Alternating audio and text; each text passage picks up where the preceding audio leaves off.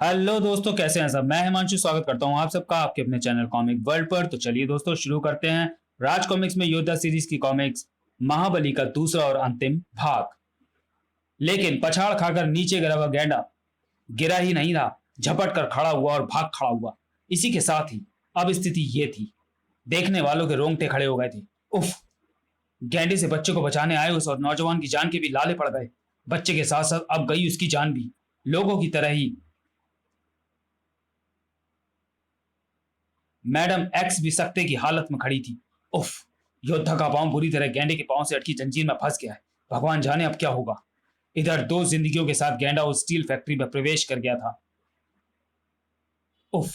कैसे बचाएं स्थिति में हम स्वयं को और उस मासूम को। यह गैंडा तो हमें संभलने का अवसर ही नहीं दे रहा। किसी अज्ञात आशंका से मैडम एक्स का कलेजा कांप उठा था। अचानक योद्धा के जिस्म में भय की ठंडी सिरहन दौड़ गई। उफ! ये तो हमें इस्पात गलाने की भट्टी की तरफ लेकर भागा जा रहा है। अब अगर जल्दी ही कुछ नहीं किया तो ना हम बचेंगे और ना वो मासूम। लेकिन कुछ करने के लिए हमें अपने आप को आजाद कराना होगा। योद्धा अपनी सारी शक्ति संजोल कर संभला और ढकमान घन के एक भरपूर वार ने आजाद कर दिया था उसे। लेकिन अभी वह मौत के खतरे से आजाद नहीं हुआ था। खौलते इस्पात में गिरने के लिए चल पड़ा था उसका शरीर। लेकिन वह योद्धा ही क्या जो मौत को मात ना दे सके। बच गया था योद्धा, लेकिन उस मासूम बच्चे के सिर पर अभी भी मौत का साया मंडरा रहा था। उफ! अगर इसने एक क्षण में ही उस बच्चे को बचाने को अगर हमने एक क्षण में ही उस बच्चे को बचाने का उपाय नहीं किया तो उस गैंडे के साथ वह भी लावे की तरह दहकते इस्पात में जा गिरेगा। दूसरे ही क्षण टन! यही वह क्षण था जब गैंडा खौलते इस्पात में जा गिरा। पल भर में ही वह विशाल गैंडा पिघले इस्पात का हिस्सा बनकर रह गया। लेकिन योद्धा सुरक्षित था, जो वह मासूम भी सुरक्षित था, जिसके लिए योद्धा ने अपनी जान की बाजी लगा दी थी। प्रसन्नता से झूमती हुई मैडम एक्स योद्धा तक पहुंची। कमाल कर दिया तुमने योद्धा, मौत को भी आज तुमने मात दे दी। वाह! यह गैंडा आया कहां से था और किसने भेजा था इसे। योद्धा के सवालों का जवाब देने वह चील वहां पहुंची। गैंडे से तुम निपट चुके हो योद्धा। अब सैकड़ों सवालों के भंवर तुम्हारे मस्तिष्क में हिलोरे मार रहे होंगे। तुम्हारे हर सवाल का जवाब तुम्हें नेशनल सेंचुरी में मिलेगा।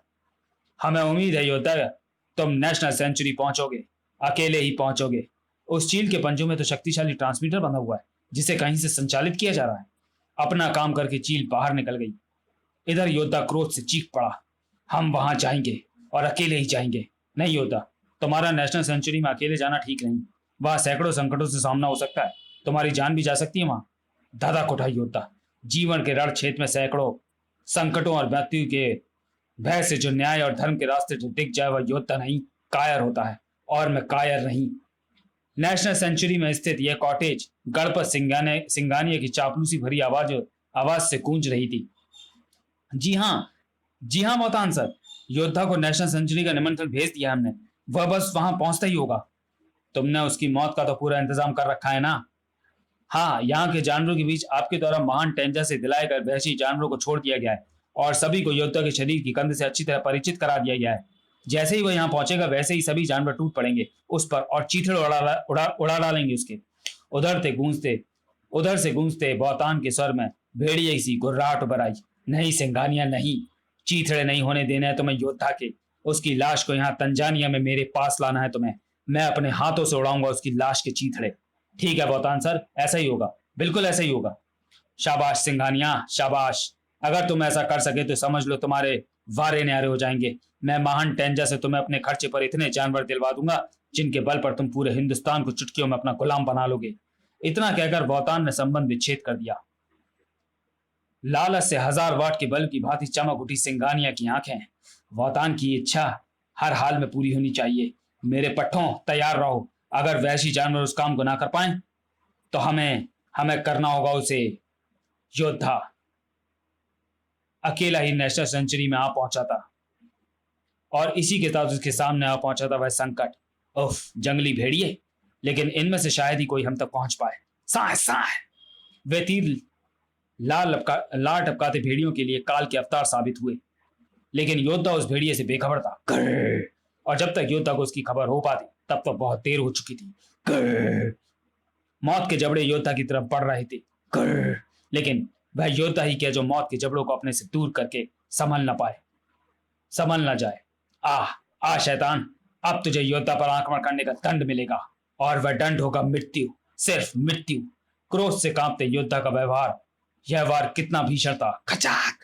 इसका अंदाजा दूर तक जाती भेड़िए की गर्दन को देखकर आसानी से लगाया जा सकता था। ढकमान घन से लगा लहू अभी पूरी तरह सूख भी नहीं पाया था कि तर तर तर तर तर तर तर तर उफ, गोलियां! अगले ही पल विद्युत की तेजी से एक तरफ छलांग न लगा गया होता योद्धा, तो उन बंदरों के हाथों में थमी गनों से निकलती गोलियों ने उसके शरीर को छलनी कर दिया होता। उफ! बंदर आधुनिक शस्त्रों से लैस? योद्धा ने भी कर दिया जवाबी हमला। साए साए! पके आमों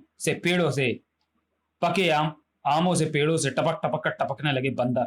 अपने हर दुश्मन को खत्म करके ही रुका योद्धा। उफ! अगर हमने फुर्ती का प्रदर्शन ना किया होता तो इनकी जगह हमारी लाश पड़ी होती धरा पर। गणपत सिंघानी और उसके साथ योद्धा का पराक्रम देखकर हैरान थे। सिर्फ नाम का ही नहीं, काम का भी योद्धा है वो तो। ठीक कहा बॉस, लेकिन अब उसकी सारी योद्धागिरी धरी रह जाने वाली है, क्योंकि अब उसका पाला पड़ने जा रहा है, जिससे मुझे नहीं लगता वह उसके सामने ज्यादा देर टिक पाएगा। देखते हैं क्या होता है। सिंघानिया ने भी अपने साथियों की तरह वह शक्तिशाली दूरबीन अपनी आंखों से लगा ली, और जो दृश्य उन्हें दिखा उसने सभी के जिस्मों में थरथरी पैदा कर दी। उफ! इतना भयानक, इतना भयंकर! उसे देखते ही मेरी तो हड्डियां कीर्तन करने लगी। जब इतनी दूर से हमारा यह हाल है तो योद्धा का क्या हाल होगा? उसके तो सामने खड़ा है वो मौत का अवतार। गिर! उफ! क्या हम मुकाबला कर पाएंगे इस दैत्य से? योद्धा के शरीर के साथ उसकी सोचों को भी जबरदस्त झटका लगा। ताक! उफ! योद्धा के हाथ से ढकमान घन निकल गया। अपनी तरफ बढ़ते मौत के पंजे को उस महाबली ने अपने हाथों पर रोका। थप और ठाक! लेकिन आश्चर्यजनक कर देने वाली बला की फुर्ती से वह वापस दौड़ा। उफ! एक बार फिर। तभी योद्धा की नजर पास ही पड़े ढकमान घन पर पड़ी। तेजी से लपका वह ढकमान घन की तरफ, लेकिन जब तक योद्धा ढकमान घन को उठाकर संभल पाता, तब तक उस भालू के रूप में मौत ठीक उसके सर पर आ पहुंची थी। अब ढकमान घन को सीधा कर देने के सिवा योद्धा के पास और कोई चारा न था। काई की तरह भालू की खाल को काटता उसके पेट में पैवस्त होता चला गया ढकमान घन, और भालू की आंखें बेजान होती चली गई। लेकिन अभी योद्धा के सिर से मौत का साया कहां टला था। भालू की कई मन की लाश योद्धा के ऊपर गिर पड़ी थी। वह भालू के विशाल शरीर के नीचे दबकर रह गया था। यह सब देखकर गणपत सिंघानिया एक जोरदार ठहाका लगा उठा। भालू की कई मन की लाश योद्धा पर गिर गई है, उसके नीचे दबकर कचूमर निकल गया होगा योद्धा का। अब इसकी लाश शैतान को सौंपूंगा और इससे इनाम में प्राप्त करूंगा टेंजा के भी खतरनाक भैंसी जानवर, जो मुझे पूरे हिंदुस्तान का शहंशाह बनाएंगे। कुछ ही पलों बाद भालू की लाश को एक तरफ धक्का देकर उसके नीचे से योद्धा की लाश को निकाल लूं। Okay boss. कोई आगे बढ़ पाता उससे खच पहले ही भालू की पीठ फाड़ कर बाहर निकल आया था योद्धा। आपने क्या समझा था मृत्यु हमें इतनी आसानी से अपना निवाला बना लेगी? नहीं, क्योंकि अपनी भुजाओं और अपने ढकमान घन के बल पर मृत्यु के मुंह को तोड़ना खूब जानते हैं हम। ये तो तुम्हें पार लाने की हमारी एक योजना थी। गणपत सिंघानिया हिंसक ढंग से मुस्कुराया। बेवकूफ, तेरी योजना तुझे काल के सामने ले आई है, क्योंकि तेरी किस्मत में उन जानवरों के हाथों नहीं, हमारे हाथों मरना लिखा था। अटैक! फायर! चल पड़ा गोलियों का तूफान। तर तर तर तर तर तर तर तर तर।